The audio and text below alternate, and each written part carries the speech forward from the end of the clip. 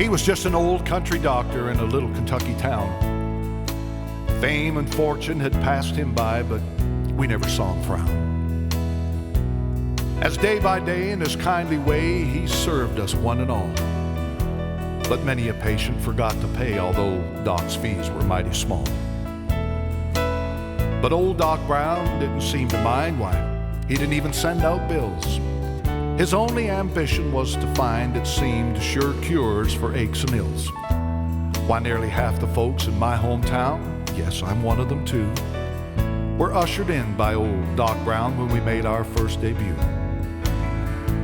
Now he needed his dimes, and there were times that he'd receive a fee, but he'd just pass it on to some poor soul that needed it worse than he. So when the Depression hit our town and drained each meager purse, the scanty income of old Doc Brown just went from bad to worse. He had to sell all of his furniture. Why, he couldn't even pay his office rent. So to a dusty room over a livery stable, Doc Brown and his satchel went. And on that hitching post at the curb below to advertise his wares, he nailed up a little sign that read, "Doc Brown has moved upstairs." There he kept on helping folks get well, and his heart was just pure gold. But anyone with eyes could see that Doc was getting old. And then one day he didn't even answer when they knocked upon his door. Old Doc Brown was lying down, but his soul was no more. They found him there in an old black suit, and on his face was a smile of content.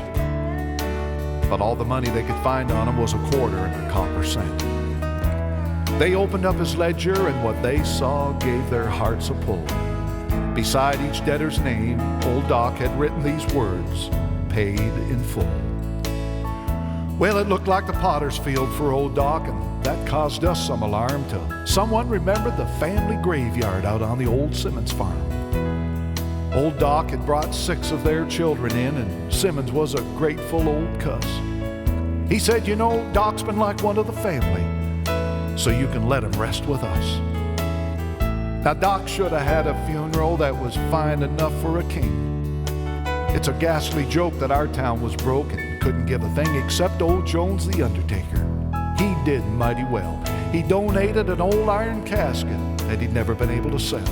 And that funeral procession, it wasn't much for grace and pomp and style, but let me tell you, those wagon load of mourners, they stretched out for more than a mile. And we breathed a prayer as we laid him there to rest beneath the sod. This man who had earned the right to be on speaking terms with God.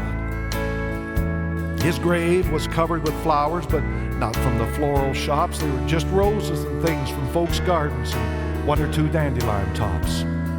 For the Depression had hit our town hard, and each man carried a load, so some just picked the wildflowers as they passed along the road.